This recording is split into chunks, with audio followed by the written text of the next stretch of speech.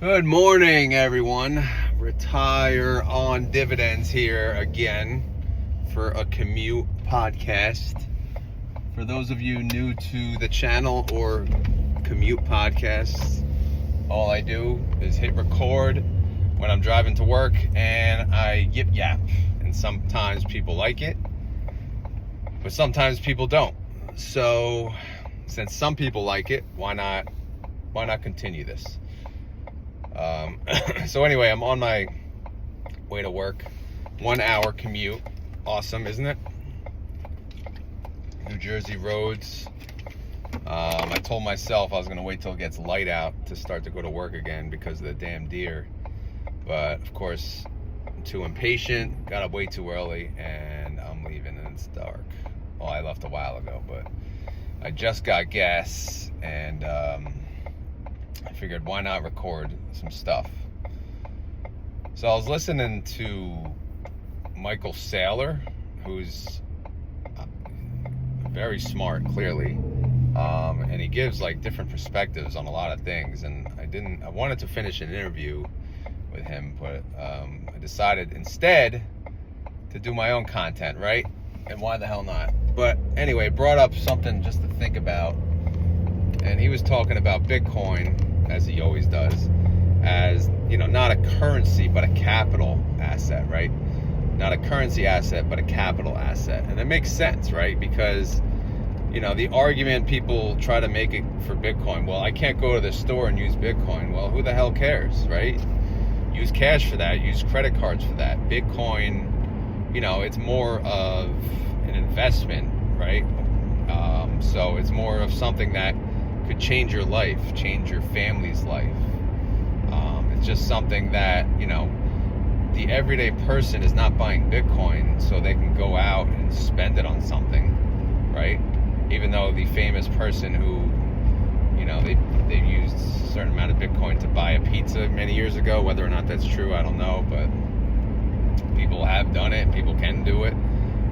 People probably still do it, but the majority of people, they buy Bitcoin to get rich. They buy Bitcoin to change their lives. And if they have been doing it since forever, I don't know, Bitcoin not that long ago, it was even $5,000. Now it's almost at $100,000. But if, people committed to buying it, their lives are probably changed at this point, and good for them. So it just reminds me of a topic that I just want to talk about, which this goes out to the younger generation, the 20-year-olds, the 30-year-olds. I'm 42, but it can go out to the 40s and 50s. But, I always say, like, life is set up for you to, basically get by. We're not taught to get ahead. We're just basically taught to do well, right? If you get a job in the corporate industry, you get a job doing whatever, and you make a good salary, which, quote unquote, good salary, who knows what that means in different states, different locations, and you invest a lot of your income into your retirement, and you're able to support a family of 4, 5, whatever, or even just you and your wife, that is considered success, right? That's considered success. And you work until you're 59 and a half or 65 or even 67 in some instances, and you hope that, or you pray that what's in your 401k is enough for you to live on, from freaking 65 to whatever, until you die at, again, the lifespan is getting shorter and shorter, it seems, and that's not winning. I'm sorry, but that's not winning. Success to me is not having a good 401k and being able to use it when I'm freaking old as hell and probably fat and unhealthy, right? My goal is to not work my ass off till I'm 65 and try to keep myself as healthy as possible so I can finally not go to the office 5 times a freaking week to enjoy my money. Success to me is making enough so that I don't have to do that. Making enough money doing other things that I want to do, right? Making enough money so that I can actually retire early. So what does that involve, though? It doesn't involve doing the freaking normal crap that people do. Oh, get a job, invest in your 401k, and that's it, right? If you don't invest in your 401k, you're stupid, right? That's the thinking, that's the mentality. Max out your 401k. That's a great idea, right? And then you could get all these tax advantages, whether it's pre-tax, whether it's post-tax, the Roth. Which, granted, yes, these are benefits. Clearly, they are benefits, but how does that help you now, right?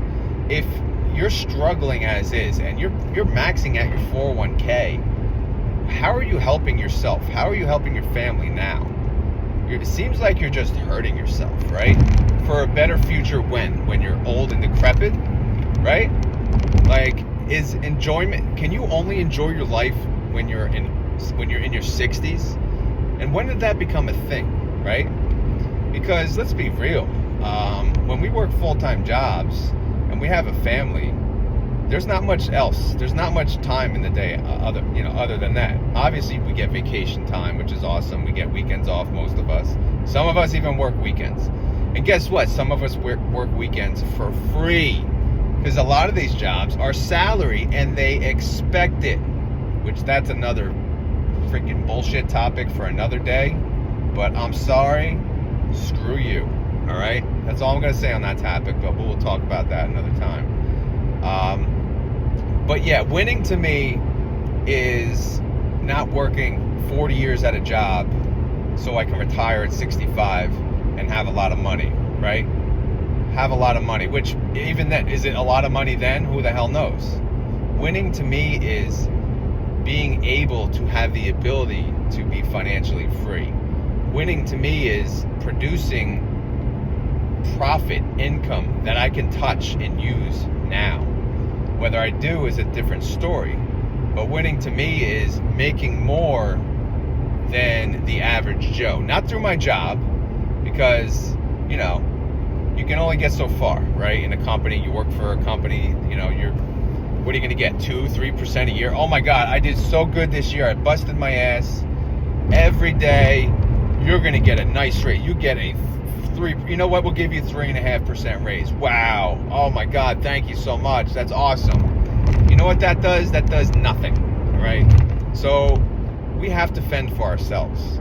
And the only way to do that is to find other ways to make money, other ways to be successful. All right. And I'll use myself as an example, thinking wise. 6 years ago, I decided to do what I'm doing now. I hit a button in the car on the way to work, and I said, you know what? I'm gonna make a YouTube. Who am I? I'm no one, right? All I know is I liked investing. I was so excited and motivated to learn about investing, and I knew the majority, like the everyday Joes, did not know a lot about investing and or were scared to learn about it, which was me for many, many years. So I decided I'm going to make a channel to help these people. And I did it. And yeah, the first 5 years, it was hard, but I still made videos. And I spent a lot of time making these videos. And the goal was to become a successful YouTuber, right? And I didn't give up. And sure enough, I eventually had, once I went into the high yield space, all I'll say is the rest is history. I'm still small, compared to, a lot of YouTubers, but it's just something I decided, okay, I'm going to do this because it's another way to make money outside of the bullshit 9-to-5 job, right? They say 9 to 5, but it's reality. It's like freaking 7 to freaking 5, right? But anyway, that's just one thing. And right now, YouTube pays me to do this. Could you imagine getting paid to talk in a car? Like, that's happening, right? And that's amazing. That's thanks to you guys who actually want to listen to my dumb ass, which I do greatly appreciate. And that does not go unnoticed. But I do also work my ass off to push out the content, That's why when people say, oh, I'm not in YouTube for the money, I mean, I'm sorry, but I make YouTube videos. The goal with YouTube was to always make money. So yes, I make YouTube videos to make money. And it's not like I'm, this money goes right to bills, unfortunately, because YouTube was kind of the kicker that helped us to be able to afford my wife to stay home with the children. And that, again, I would have never thought. Normally, it was always just like daycare. We have to do it. And then daycare was just expensive, but we had to do it, even though it wasn't even it was almost not worth it. But it was worth it enough that we had to be able to afford our bills. But again, it's just something I started, another way to produce income that I'm doing it at my leisure. Like, the benefit of this, I do that, at any point in time. Like, I could be home. Like, not that, last week on my lunch break, right? Instead of taking lunch, eating lunch, going for a run, which, obviously that's good as well, I spent the time and I made a YouTube video. But, that YouTube video produces a profit. But it's another way to help, the long-term success of me and my family. But the point is, it's just another option besides just going to work every day and just assuming you're going to live and get rich off your paycheck. Because believe me, I tried that and I busted my ass and I got as far as I could. And I barely can, you barely can compete with inflation. Let's be real, right? As you get as many raises and promotions as you can, and you think when you make a certain amount, you think when you hit six figures, you're going to be rich, right? In America, at least. And you are not. You are still a broke ass, right? So that's why you have to think of something else. And honestly, I'll go back to YouTube for any of you listening that have thought about it, or even maybe if you didn't think about it, just consider any of your passions. Have you ever thought about doing a YouTube channel based on something you love to talk about? And don't say that no one would listen. Look at this. Would you think people would listen to this? Granted, I just went back on my first video. There's still not that many views, right? And it's in a car, and because people they don't go back and watch old crap, but you get the point, right? You have to start somewhere. But if you're passionate about something and you talk about it over and over again and you build a following, people will come, right? People will want to listen to you. What do I do when I'm not doing this? I'm listening to YouTube videos, right? I'm not watching them. Obviously, I'm driving, but I'm listening to YouTube videos. I'm listening to other YouTubers. I love listening to YouTubers. So if you're thinking about it, or if it's just something that crossed your mind one day, just start it. Just start it today. Hit freaking record, all right? Post the video. That's the hardest part. The rest is history. And if you do it, please share it with me. I would be happy to watch it, all right? Anyway, moving on from that. What are some other ways, right? Some other ways we can get out of this rat race.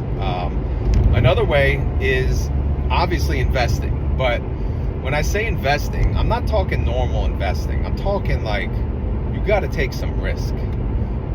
Obviously, we talked about Bitcoin, investing in Bitcoin. That's pretty easy. You buy Bitcoin, you leave it. But what about options, right? Options is not the norm. A lot of everyday people who even know about investing in stocks, they don't know about options, right? They don't. They don't know about double leverage funds. They don't know about triple leverage funds. But, these are things that are super risky, especially to the everyday, the common investor. They would say, are you stupid? Like, when I first got into TSLL, my thinking was, oh, hell no, right? This fund moves 2 times what Tesla does? I'm not doing that. That is way too risky. But it turns out, like, it's my favorite fund, right? It's like a moneymaker. It's been a moneymaker for me. And of course, yes, I understand it's risky. Obviously, it's risky. Driving to work is risky. Clearly, I just hit a fucking deer not that long ago. Excuse my language, sorry. But everything is risky. So what am I doing outside of YouTube? I'm doing options trading. I'm investing in double and triple leverage ETFs via options. But what am I doing? I'm selling puts, I'm selling calls, right? That's one way to do it. There's many other ways to do it. So what does that mean? If I sell a put, I get paid. They're going to pay me to buy shares of a fund or a stock. And that's just kind of how you make money. So the beauty is you just have to choose the right price, the right time, and you'll make money whether, it goes your way or not. And I was trying to explain this to my friend the other day. He's like, how do you win every trade? I said, I'm not. I said, I don't care what the result is. I said, if I sell a put and I get assigned the shares, I win. If I sell a put and it expires worthless and I don't get the shares, I get my money back, that's a win. I'm doing it so that both scenarios is always a win.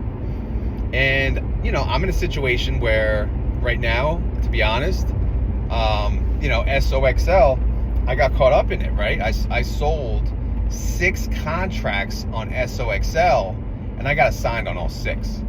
And that's a lot of money for me, at least. So I'm kind of like, okay, my cost basis, the exact cost basis is like $31.50, for example, and I think it's at 27, right? SOXL is at 27, $28 right now.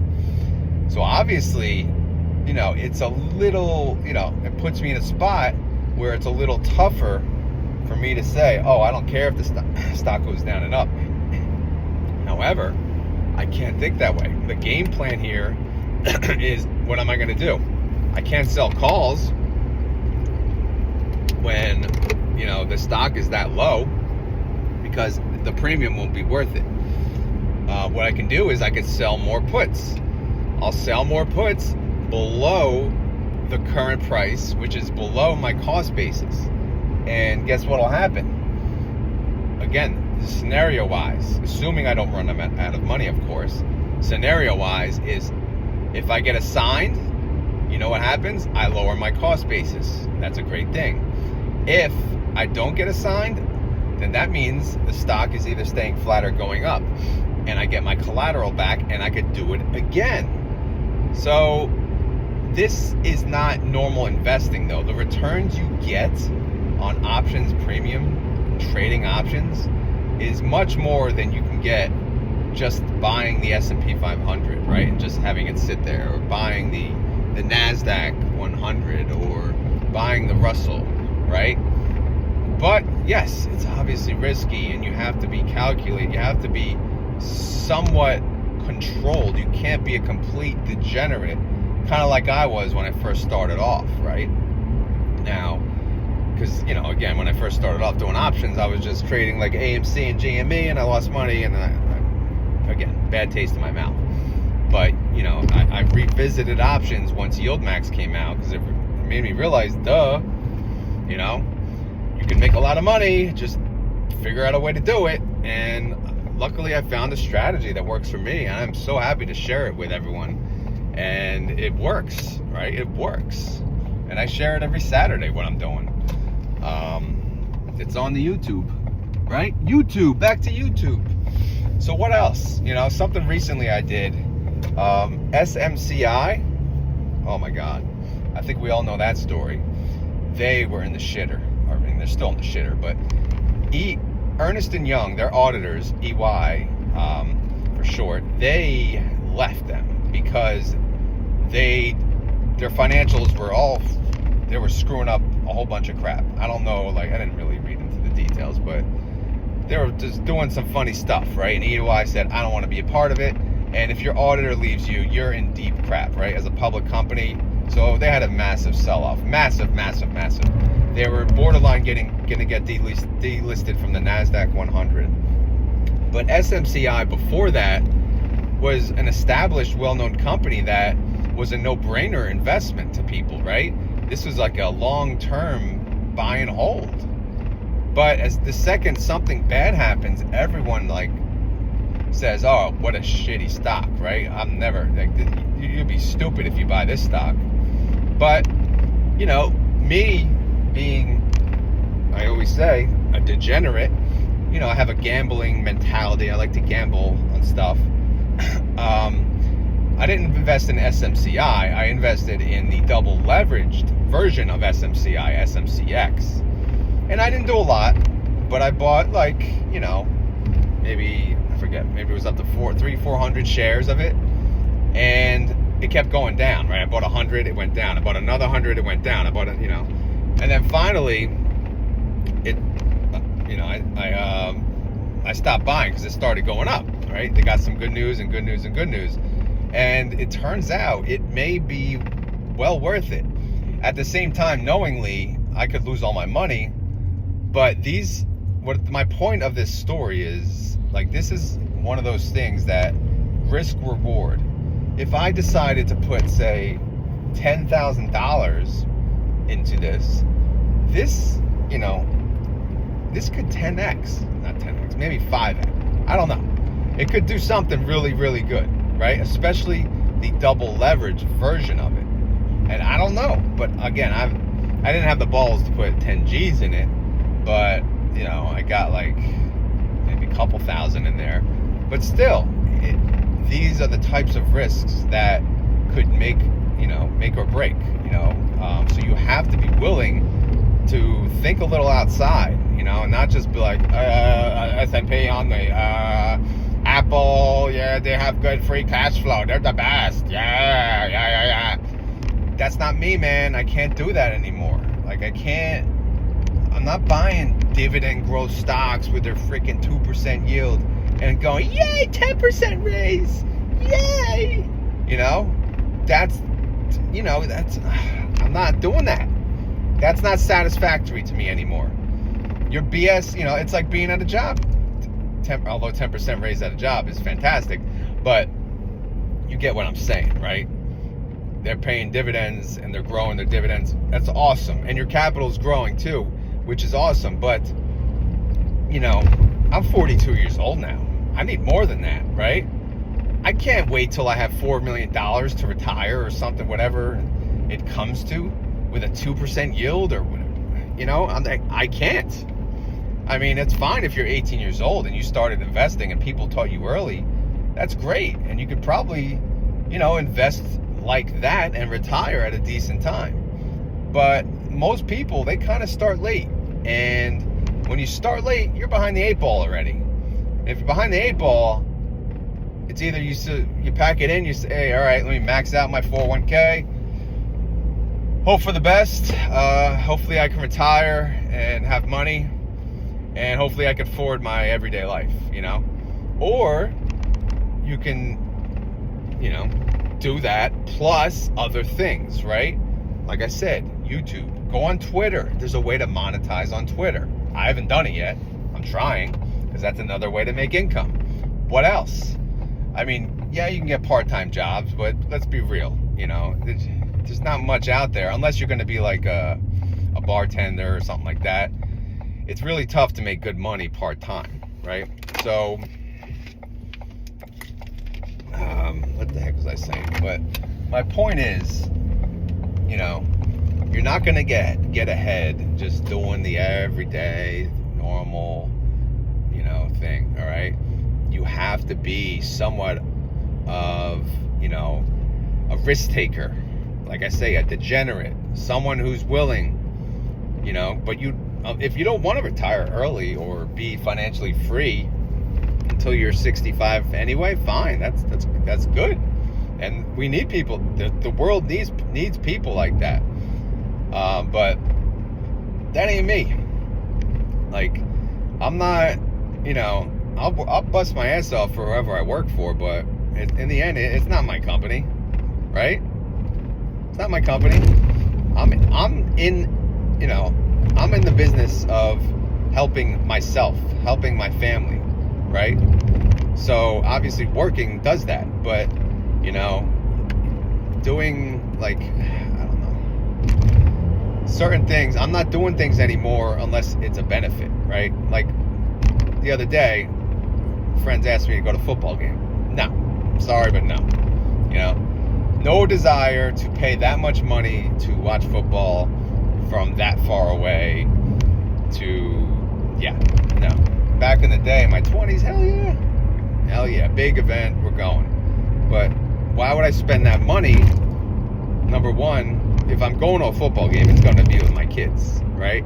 I'm not going to be wasted with my friends anymore. I'm too old for that crap. Granted, it would be fun. It would be, but I'd be hurting for the next 2 days. But to me, it's just not worth it, right? I'm not even that into sports anymore because it does nothing for me. What do they do for me, right? I'm a Giants fan. Oh, they suck this year.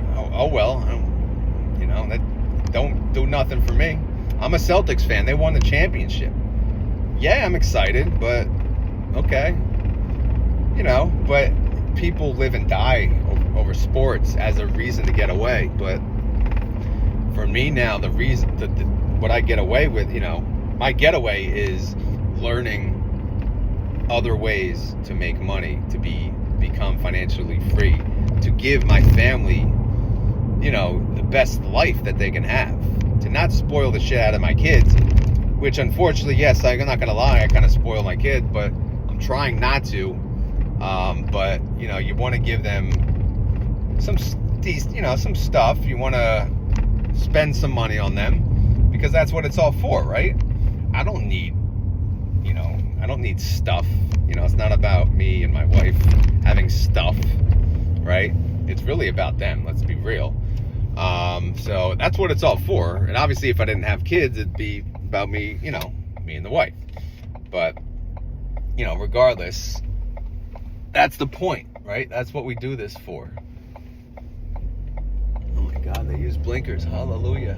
Anyway, I'm almost at work, so I'm probably going to shut down soon. Hopefully this video was entertaining. I'm not sure if it was, but you guys can let me know down in the comments. But yeah, sometimes I go off on a rant. This is a topic that it's near and dear to my heart only because I started so late. So I feel like, I'm kind of speaking to the younger generations. I'm speaking to my children. I'm speaking to children in general. Just don't think, one way. Just said it, right? Blinders. Like, okay, get 9-to-5 job. Oh my God, you're successful. You have a job. You have an office. Oh my God. Or you have a cube, a big cube, or a bigger cube, right? When I started my job, you'll laugh. I had a small cube. And guess what? I worked my ass off. I got a bigger cube. I thought it was the coolest thing ever. And now I look back and I'm like, oh my God. Now I really don't give a crap if I'm working in a closet. I really don't. I don't give a damn what I drive. I don't. I just give a damn, I'm busting my ass, working, investing my money the best that I can, I don't spend my money on stupid crap anymore like I used to. I mean, I like food, so I do spend it on food.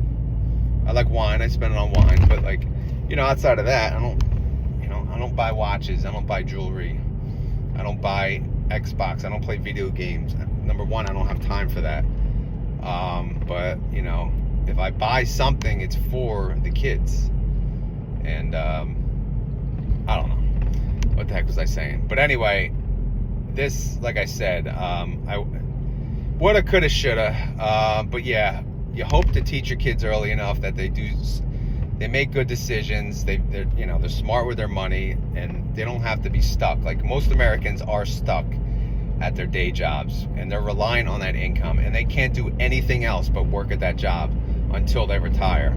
And that's because they've dug themselves into such a massive hole of debt that they need that income just to get by. But if the sooner you learn there's other ways, to make things better, just the better things will be. Because I was that person. I was in massive debt. I had like $40,000 in credit card debt. And it started with Dave Ramsey, and the rest was history, right? Dave Ramsey, and then I learned investing. And, here I am. Granted, I'm not the everyday investor. I'm all over the place, right? I like doing this, I like doing that.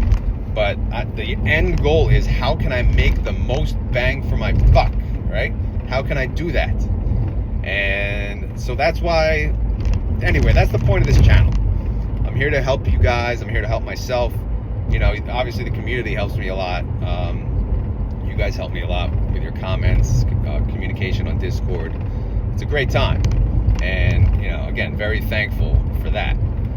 I'm not going to say I'm an expert, obviously, but I've been doing this, I guess, a decent amount of time now, right? Started the channel, what I say, 6 years ago. So, you know, that's around when I started. Maybe 7 years ago I started. I don't know.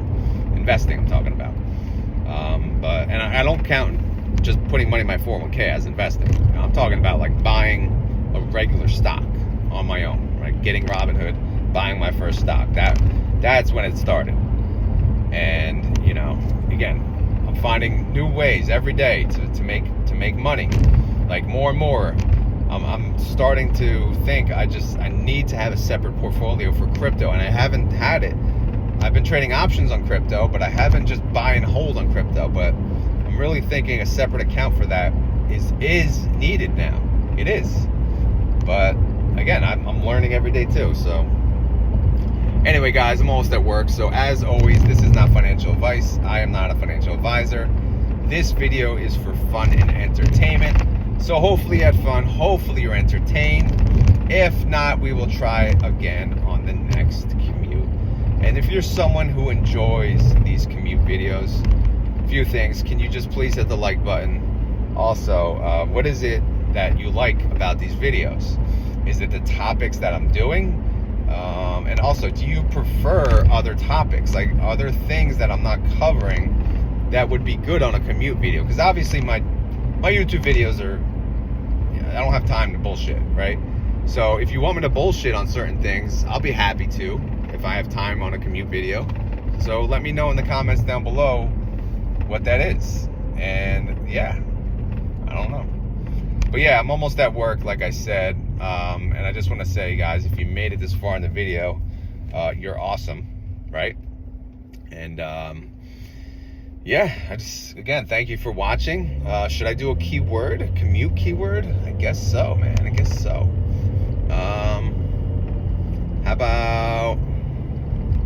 How about degenerate, right? I said that word a few times. So today's keyword, if you made it this far in the video and you want to prove it, today's keyword is degenerate. Because we all have a little bit of degenerate in us, let's be real. And that's okay. That's okay. That makes us special, right? We're all special. Anyway, I'm out of here. Let me start this day. Even though I got up at 2:30, I've been up 4 hours already plus. So the day's been started. But let me continue the day. And now start it with the normal crowd, the normal workers, the day-to-day workers. Not the schmucks like us, right? We're doing options, trying to get rich. But anyway, I'm out of here. Later.